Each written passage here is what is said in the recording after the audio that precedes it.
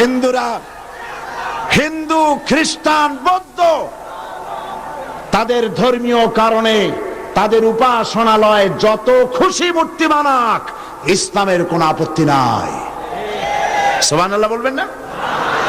কিন্তু আমার বাংলাদেশের 12 কোটি তাওহীদি জনতার রেভিনিউ নিয়ে, বাংলাদেশের জনগণের কষ্টার্জিত পয়সা নিয়ে ভাস্কর্যের নামে রাস্তার মোড়ে মোড়ে মূর্তি করার অধিকার কাউকে দেওয়া হয় নাই। এই মূর্তি রাসূল ভেঙেছেন, আর মুসলমান দেশে মূর্তি তৈরি হচ্ছে, আর লক্ষ লক্ষ মুসলমান চুপ করে বসে আছে। এই ঈমানের কোনো দাম নাই। আল্লাহ রাব্বুল আলামিন বলেছেন নবীর দায়িত্ব হলো ভালো কাজের আদেশ দেবে, অন্যায় কাজের নিষেধ করবে। এটা হলো নবীর দায়িত্ব। এই দায়িত্বটি আল্লাহ রাব্বুল আলামিন রাষ্ট্রকে দিয়েছেন, এটা নবীর দায়িত্ব। এই দায়িত্ব আল্লাহ রাব্বুল আলামিন ব্যক্তিকে দিয়ে দিয়েছেন।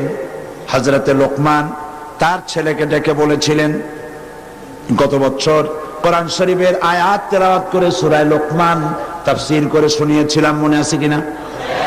হযরতে লোকমান তার ছেলেকে ডেকে বলেছেন, ইয়া বুনাইয়া আকিমিস সালাত ওয়া আমুর বিল মারুফি ওয়ানহা আনিল মুনকার ওয়াসবির আলা মা আসাবাক ইন্না যালিকা মিন আজমিল উমুর। হে প্রিয় বৎস, নামাজ প্রতিষ্ঠা করো, ভালো কাজের আদেশ দাও, অন্যায় কাজের নিষেধ করো। এই ভালো কাজের আদেশ দিতে গেলেই বিপদ হবে। ভালো কাজের আদেশ দিতে গেলে কি হবে? অন্যায় কাজের প্রতিরোধ করতে গেলে কি হবে? বিপদ হবে। বিপদ যখন আসবে, ওয়াসবির আলা মা আসাবাক, যখনই বিপদ আসবে তখন ধৈর্য ধারণ করবা। সেই ধৈর্যের অর্থ এই নয় বাধা দিতে গেছেন, থাপ্পড় একটা লাগাই দিছে, আর আপনি কবেন যে ব্যথা হয়েছেন নাকি, আরেকখান থাপ্পড় দিয়ে 32 খান ফালাই দেন। এর নাম সবর না। সবর এর অর্থ হচ্ছে আপনাকে বুদ্ধিমত্তার সাথে, প্রজ্ঞার সাথে, ধৈর্যের সাথে পরিস্থিতির মোকাবেলা করতে হবে, সাহসিকতার সাথে। এর নাম সবর। তাহলে ভালো কাজের আদেশ, অন্যায় কাজের প্রতিরোধ, এই কাজটি হচ্ছে নবীদের। এই কাজটি কার? এই কাজটি ব্যক্তির, প্রতিটি ব্যক্তির। আজকের মাহফিলে যত পুরুষ আর নারী এসেছেন, সমস্ত মানুষের, মুসলমানদের দায়িত্ব। এই দায়িত্ব রাষ্ট্রের। এই দায়িত্বগুলি কে বন্টন করেছেন? ও, এতক্ষণ তাও বুঝেন নাই? আল্লাহ। অন্তত একজনে বুঝছে মনে হয়। এ দায়িত্ব কে বন্টন করেছেন? আল্লাহ।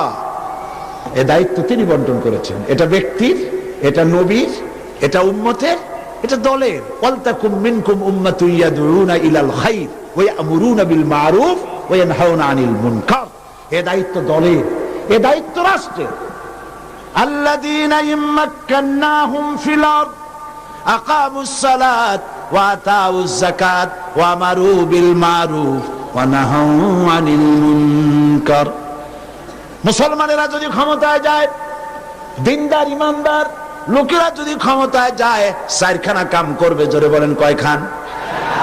প্রথম নম্বরে নামাজ কায়েম করবে, 2 নম্বরে যাকাত আদায় করবে, 3 নম্বরে ভালো ভালো কাজের আদেশ করবে, আর 4র্থ নম্বরে কি করবে? সমস্ত খারাপ কাজগুলি 2 হাত দিয়ে তারা বাধা দেবে। বাধা দেবে কি দিয়ে? হ্যাঁ, এইবার দেখা যাচ্ছে কয়েকজনে বলছে, বেশি লোকে ভয় পাইছে। বাধা দেবে কি দিয়ে? হ্যাঁ, এই 2 হাত দিয়ে বাধা দিতে হবে। এই কথাটা কে বলেছেন? না না, আল্লাহ বলেন না। আন্দাজে মারলে হইব নাকি?